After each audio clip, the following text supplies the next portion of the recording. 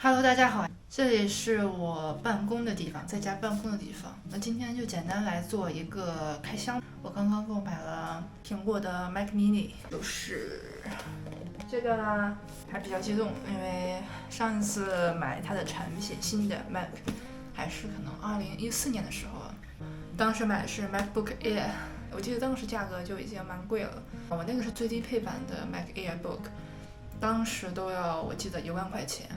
然后这个呢，我这次是用我的学生优惠去购买的一个产品。然后我是买的是16GB 的 RAM， 加上512GB 的内存，储存 SSD。它不是 Pro 版本的芯片，但我觉得其实对于我日常使用来讲，我看了很多测评都说没有问题。让我现在先打开一下它吧，我已经迫不及待了。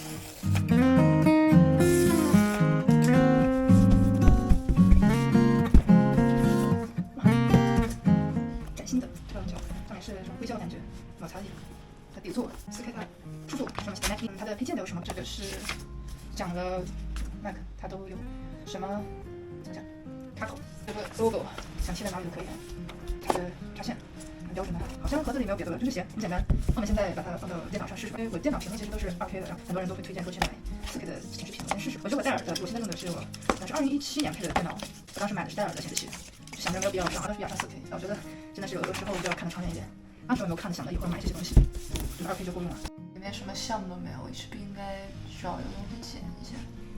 所以说各位，我刚刚用我拍摄的这个视频放到 Final Cut Pro 里头去剪辑了一下。我现在这个视频就是用 Final Cut Pro 来做的，然后我试着说，比如说把四个视频都叠在一个时间线上去导出，都是不卡顿的，可以预览。完全没有问题，我买的这个性能我觉得是完全 OK 的。我还准备用它去写我的 code 去做开发，我看了一些测评说是没有问题的，我觉得应该是没有问题的，因为我只是在学习，我应该不会用到它的全部潜能。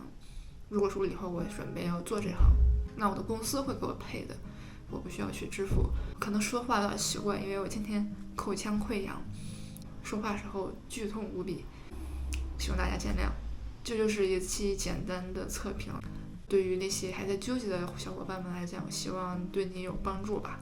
我觉得这是一个非常划算的购买，我没有试过8GB 的，所以我没有办法说它到底是怎么样的。但我现在用16GB，主要是觉得万一以后我需要做一些更多的东西，我害怕16GB 是不够用的。所以我觉得如果你有一点资金，去上16GB 是最好的选择。那我觉得8GB 其实对于轻办公肯定是没问题。我之前的 MacBook Air 居然只有4GB， 那我当时还用它剪了许多视频，然后它还伴随了我整个大学学涯，怎么说呢，学生生涯吧。我觉得就算是8GB， 你不要用它去做一些非常高负荷的工作，那你如果只是看看剧、写 Word、写一点代码应该是没有问题的。我当时用它还完成了几个作业的，是 C 的，还有 MATLAB 这些作业都是在 MacBook 上完成的，没有问题。这就是这期的视频了，如果你喜欢的话，请给我点赞哦。